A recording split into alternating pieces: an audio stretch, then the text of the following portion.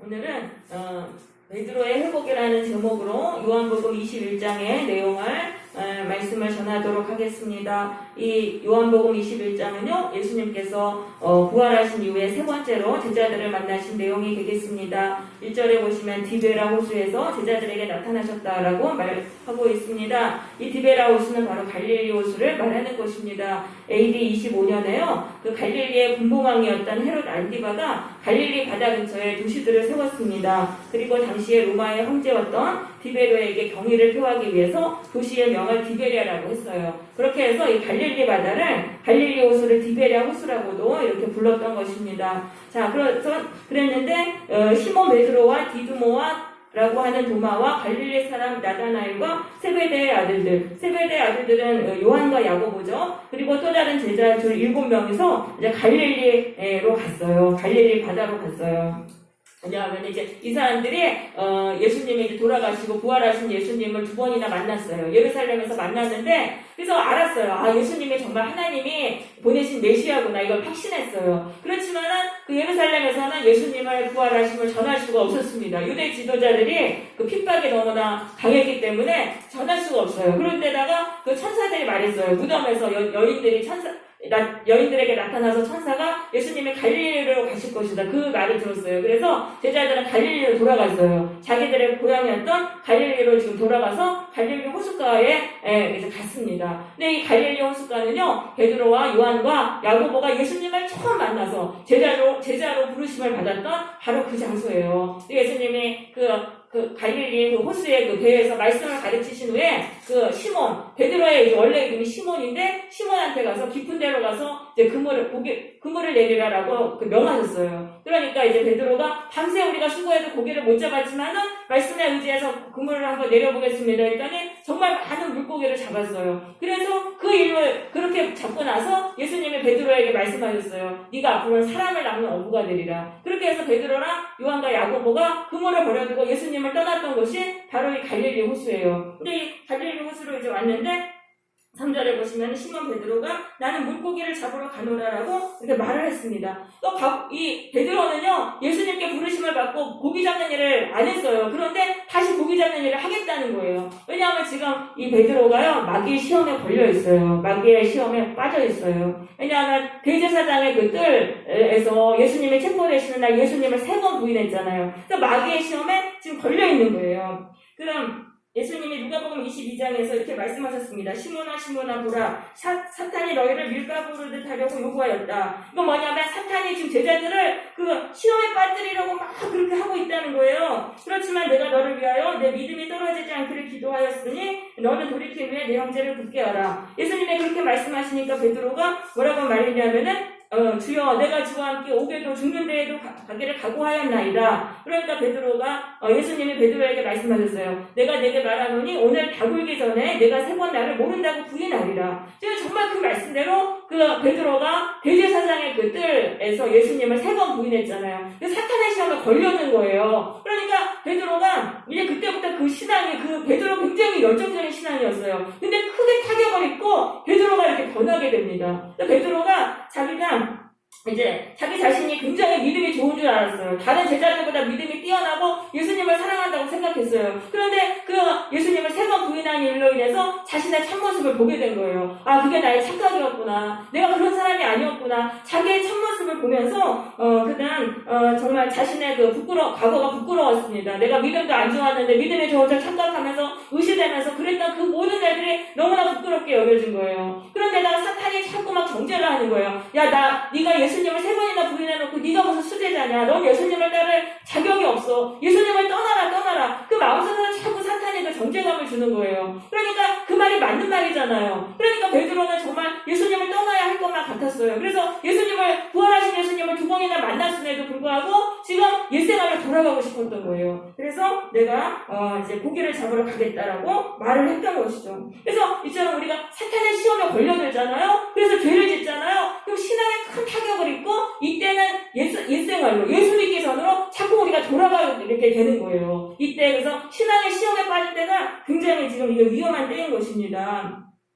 그러니까 이제 그들이 우리도 함께 가겠다라고 말했습니다. 다른 제자들도 선뜻 동의하면서 베드로를 따랐어요. 이 제자들은 다 예수님을 버리고 도망쳤어요. 체포됐을 때. 그러니까 이 제자들도 다 죄짓고 지금 신앙의 타격을 입었잖아요. 그러니까 자기들도 막 안 그래도 그냥 예수님 따르기가 그런데 베드로가 이제 고기 잡으러 간다니까 자기들도 이번에 빠져나가려고 옛생활로 돌아가려고 기쁘게 이렇게 동의를 하면서 말했던 것이죠. 그래서 공동체는요 항상 리더를 따라 움직이게 돼 있어요. 그렇기 때문에 리더가 무너지면 공동체가 다 무너지는 거예요. 그래서 예수님이 특별히 베드로의 믿음이 떨어지지 않기를 위해서 기도하셨던 것이죠. 그래서 이제 베드로와 제자들은 옛생활로 이제 돌아가려고 했습니다. 그래서 밤새도록 고기를 잡았어요. 근데 밤새 한 마리도 못 잡은 거예요. 밤새 한 마리도 못 잡았어요. 왜 못 잡았겠습니까? 예수님이 못 잡게 하신 것이죠. 그러니까 그렇게 다시 일생활로 돌아가려고 막 하는데 그때 고기가 많이 잡혀봐요. 그럼 그때는 그냥 신앙 포기하고 다 이렇게 떠나는 거예요. 왜냐하면 예수님 따르는 게 보통 일이 아니거든요. 마귀의 시험에 걸려들면 또 거기서 크게 타격받고 거기서 또 이제 정죄감 당하고 이게 보통 일이 아닌 거예요. 그러니까 그냥 다 골치 아프니까 예수님 떠나겠다 하는데 근데 이제 그러면 되는 일이 없다는 거예요. 우리가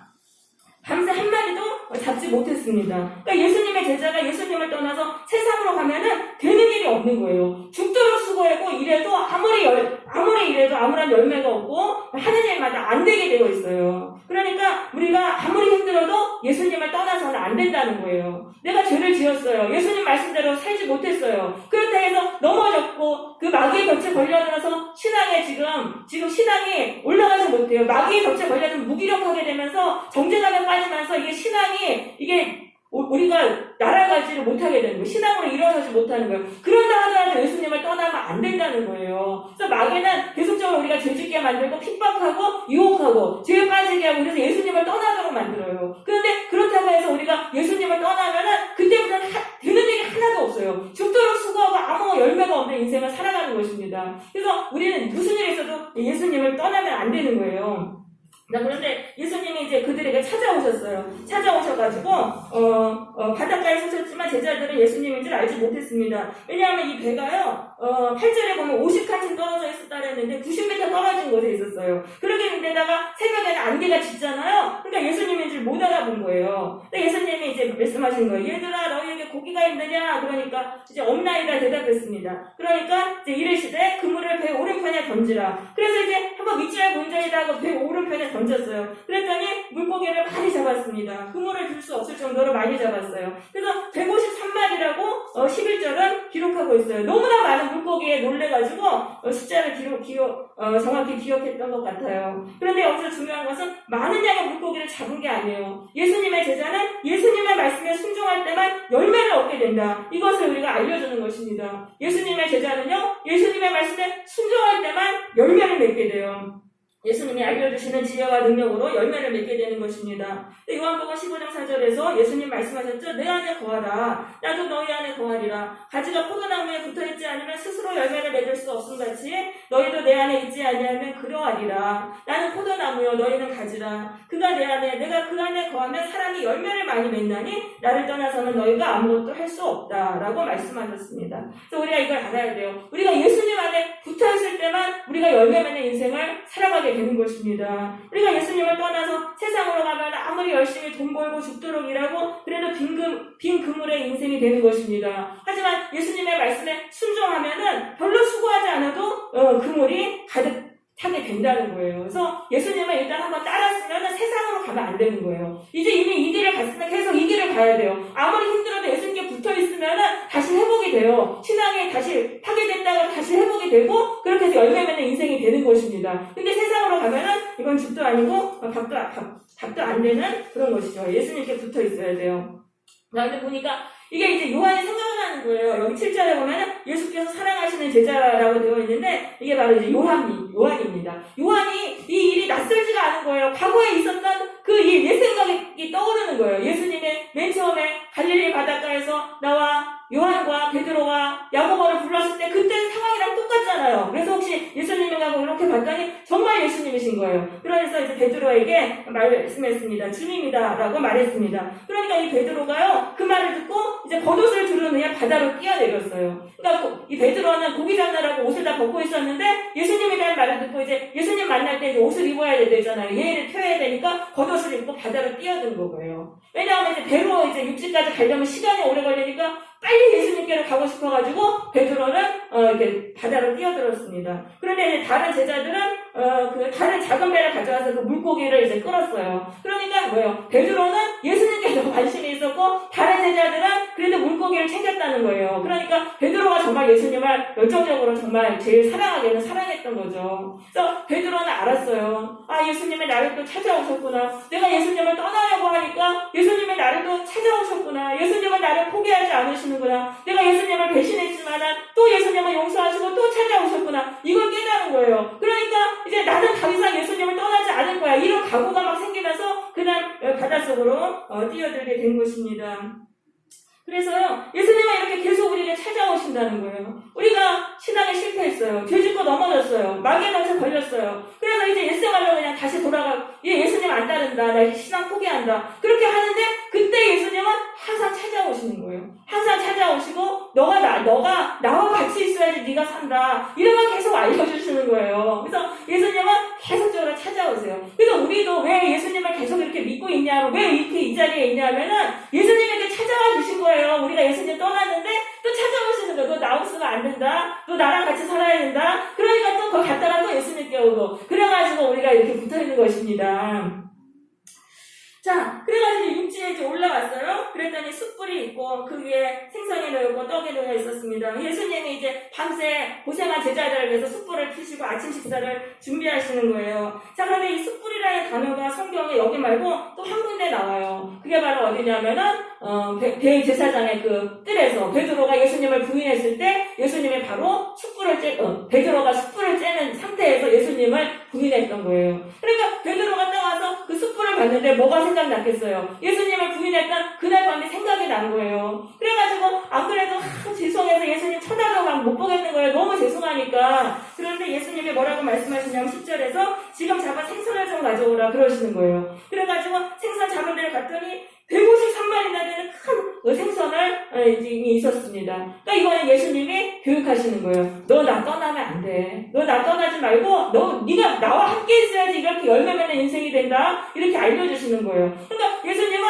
베드로가 지금 너무 죄송하고 그날 밤 기억이 떠올라서 죄송할 때 베드로를 야단치시는 게 아니에요. 야단치시지 않고 오히려 진리를 알려주시는 거예요. 그러니까 예수님의 교육 방식이 그래요. 우리가 죄짓고 실패하고 넘어지면은 우리가 참 너무 죄책감을 느끼잖아요. 그러면 예수님은 우리를 야단을 안 치세요. 정죄를 하지 않으시고 오히려 그 죄송한 마음이 있는 우리에게 진리를 알려주시는 거예요. 너 이렇게 해야 돼. 너 나 따라야지 산다. 그게 바로 예수님의 진리의 사랑인 것입니다. 이 진리의 사랑이 우리를 다시 일으키시고 이 진리의 사랑이 우리를 살리시는 것입니다. 이 세상에서는 이런 사랑이 없어요. 우리가 누구를 배신하고 우리가 참 누구에 좀 실수하고 잘못하잖아요. 그럼 막 내목하게 그때부터 처벌하고 정죄하고 막 그래요. 외면하고 이래버려요. 예수님처럼 이렇게 사랑으로 우리를 가르쳐 주시는 분이 없어요. 이게 예수님의 진리의 사랑이라는 거예요. 예수님은 우리가 연약하고 죄인이기 때문에 넘어진다는 걸 다 아시고 계속 용서하시고 찾아오시고 정죄하지 않으세요. 그리고 진리를 알려주시는 거예요. 네가 나를 따라야 산다. 네가 나를 따라야 산다. 그게 바로 예수님의 사랑인 것입니다. 그래서 예수님의 그 사랑이 정말 예수님이 진짜 참교육을 시키시는 거예요. 이 진리의 사랑, 이것 때문에 일어나는 거예요. 이 세상에 왜 병드는지 아세요? 사랑이 없어요. 참된 사랑이 없어요. 내 말 안 들으면 무조건 학대해버리고 처벌하고 정죄해요. 그럼 잘해주는 척 했다가 이용해버리고. 근데 예수님은 그게 아니에요. 정말 우리의 연약함을 아시고 우리가 죄인인 걸 아시고 계속적으로 용서하시고 찾아오시고 또 진리를 알려주셔서 우리를 살려주시는 거예요. 그 사랑을 체험한 사람은 강해집니다. 이 세상에서 아무리 병들었던 사람도 예수님의 진리의 사랑을 깨달으면 그 안에서 치유가 일어나는 거예요. 그래서 내 영혼이 강하게 되어가지고 그 강하게 돼서 고난도 이기고 어떤 것도 감당할 수 있는 그런 사람이 되는 거예요. 여러분, 이 예수님의 이 진리의 사랑, 이거 참 위대한 겁니다. 이 세상에는 이런 사랑이 없어요. 우리가 세상으로 가면 안 돼요. 우리가 어떻게든 예수님께 붙어서 예수님께 진리의 사랑을 받으면 이 죄악 세상에서 상처받고 이 죄악 세상에는 가짜예요. 가짜 사랑이에요. 거기서 상처받은 영혼이 치유가 되는 것입니다. 네. 자, 그러면서 이제 예수님이 이제 조반을 다 먹었어요. 조반을 먹은 후에 15절입니다. 예수님께서 시몬 베드로에게 이르시되 요한의 아들 시몬아, 내가 이 사람보다 나를 더 사랑하느냐. 자, 지금 시몬 베드로를 요한의 아들 시몬아라고 부르고 있어요. 부르십니다. 예수님이 베드로라는 이름을 지어주셨어요. 반석이라는 이름을 지어주셨는데 지금 여기서는 그냥 옛날 이름 시몬이라고 부르고 계세요. 왜냐하면 베드로가 예수님을 부인하면서 반석이라는 그 이름 값을 하지 못했잖아요. 그러니까 요한의 아들 시몬아라고 부르시면서 내가 이 사람보다 나를 더 사랑하느냐. 자, 내가 이 사람보다, 이건 뭐냐면 베드로의 우월의식을 책망하시는 말씀인 거예요. 너 아직도 네가 네 믿음이 우월하다고 생각하니? 베드로의 우월의식을 책망하시는 말씀이 의미가 되겠습니다. 베드로는 항상 이 우월의식을 갖고 말할 때마다 저는 이 제자들보다 더 신앙이 좋습니다. 저는 이 모두가 다 저를 버릴지라도 나는 결코 버리지 않겠나이다.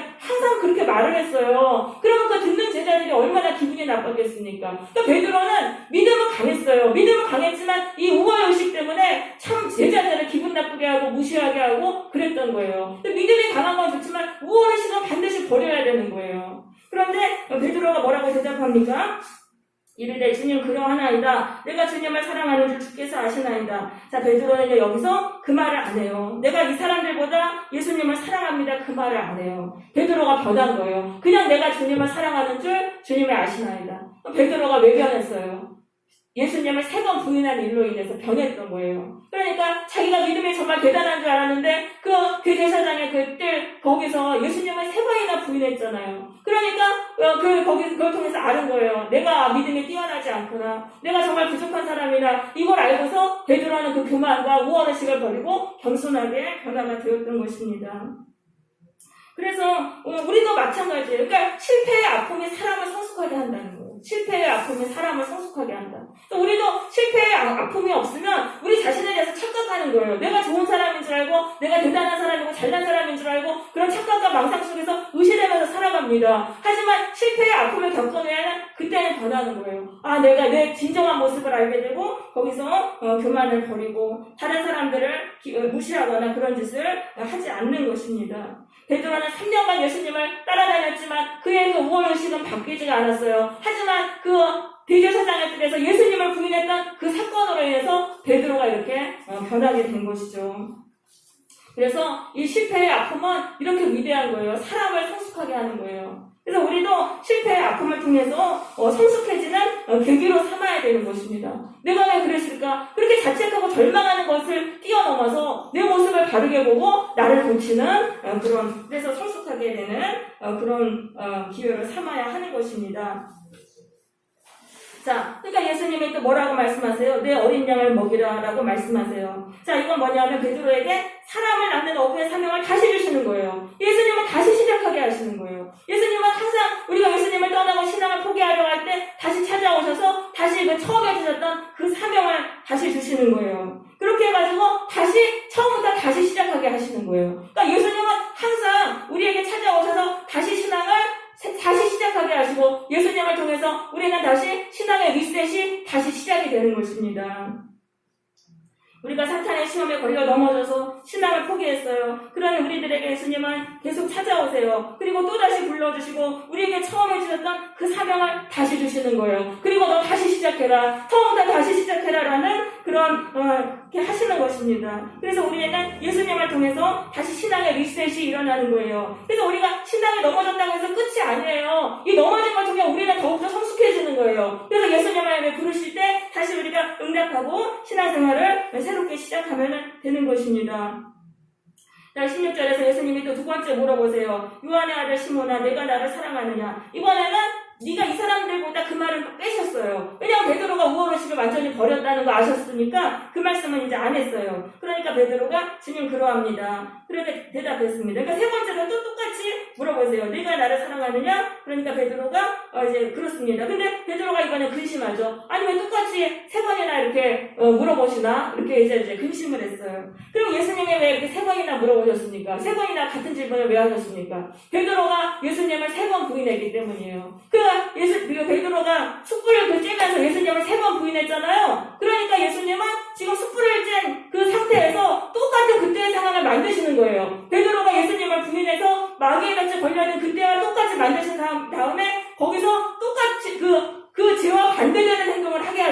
거예요. 예수님을 배신한 것의 반대가 뭐냐면 내가 예수님을 사랑합니다라는 고백을 하는 거예요. 그거를 세 번 부인했기 때문에 3번 고백하게 하신 거예요. 이렇게 하면은 사탄의 덫에서 풀려나는 것입니다. 그래서 예수님은 사탄의 덫에서 베드로를 풀어주시기 위해서 3번 부인을 3번 고백을 하게 하셨던 것입니다. 그래서 여기 놀라운 영적인 진리가 있습니다. 우리가 사탄의 시험에 빠지면은요, 죄를 짓고 넘어져서 신앙에 추락하게 됩니다. 그때부터는 마귀의 정죄에 빠져서 무기력하게 살게 돼요. 마귀의 덫에서 빠져나오지 못하게 돼요. 그렇지만 예수님은 또 찾아오시는 거예요. 우리를 마귀의 덫에서 풀어주시기 위해서 우리를 찾아오세요. 그리고 우리가 죄 지었을 때와 비슷한 상황으로 우리를 데려가시는 거예요. 베드로가 숯불 앞에서 부인했기 때문에 숯불을 피우시고 비슷한 상황이 되게 하시는 것이죠. 그래서 우리도 그럴 때가 있어요. 우리가 사는데 이때 내가 과거에 그때랑 비슷한 때네 저런 때가 있어요. 그때 바로 예수님이 이제 찾아오셔서 기회를 주시는 거예요. 내가 그때 죄 짓고 넘어졌던 그때인 거예요. 그래서 그때 지금 반대 행동을 해야 돼요. 내가 지었던 죄와 반대 행동을 하는데 같은 만큼 해야 돼요. 같은 양을 할 때 거기서 마귀에 젖혀서 빠져나오게 된다는 거예요. 그래서 항상 이 영적인 세계는 공의의 법칙에 의해서 이렇게 풀려나게 되는 것입니다. 그렇게 해서 우리가 반대의 행동을 하려면은 평소에 나를 고쳐야 되는 거예요. 평소에 나의 죄를 고쳐야지만 예수님이 그때 찾아오셔서 비슷한 상황을 주셨을 때 그때 내가 반대 행동에서 빠져나올 수 있는 거예요. 그러니까 예를 들면은 내가 이제 미움이 많아요. 그래서 미움의 죄 때문에 맨날 넘어져요. 미움의 죄는 사탄의 덫에 걸렸어요. 그럼 평소에 내가 이 미움을 버리려고 엄청 노력해야 돼요. 예수님의 보혈로 이 미움의 죄를 씻어달라고 계속 기도하면서 미움을 버리려고 무진장 노력해야 돼요. 그러면은 예수님이 우리를 또 비슷한 상황으로 돌아가실 때 그때는 내가 미워하지 않고 사랑해요. 그렇게 하면 거기서 마귀의 덫에서 풀려나는 거예요. 그리고 다시 신앙이 성장하는 것입니다. 그래서 베드로도 이번에 이렇게 해가지고 마귀의 덫에서 풀려나서 다시 열정적으로 신앙을 회복하고 위대한 사도가 됐던 거예요. 그래서 내가 과거에 우리가 지었던 어떤 죄가 있어요. 어떤 계기가 있어서 마귀의 덫에 걸려서 신앙에 추락한 거예요. 그 죄가 뭔지를 우리가 알고 그것도 예수님이 다 알려주세요. 뭐라는 거를. 그거에 반대로 평소에 하려고 막 노력을 해야 되는 거예요. 내가 누굴 용서하지 못했어요. 그 죄 때문에 마귀의 덫에 걸려들었으면은 이제 나는 다른 사람을 용서하려고 엄청 노력해야 돼요. 그리고 보혈로 이 용서하지 못한 데를 씻어달라고 막 기도해야 돼요. 그러면 우리가 죄에서 풀려나고 그러면은 그 비슷한 상황이 딱 됐을 때 그때는 용서하게 돼가지고 마귀의 덫에서 풀려나게 된다는 것입니다. 그래서 우리가 이거를 이제 아셔야 되는 거예요. 이제 비슷한 상황이 되면 그때 내가 마귀의 덫에서 풀려나는 그런 때다. 자, 그 다음에 이제 예수님은요, 베드로를 마귀의 덫에서 풀어주신 후에 내 양을 먹이라는 이 사명을 주셨습니다. 이 내 양을 먹이라는 사명은 교회의 그 어린 영혼들, 예수님을 믿으려는 그 영혼들을 말씀으로 먹이고 예수님께로 인도하는 사명이죠. 이 사명은 우리 모두에게 주신 사명입니다. 우리가 신앙이 회복됐어요. 예수님이 다시 우리를 마귀의 덫에서 풀어주시고 신앙을 회복시켜 주셨어요. 그럼 우리는 다시 사명의 자리로 가야 됩니다. 교회의 지체들을 돌보는 그런 사명을 감당해야 되는 것입니다.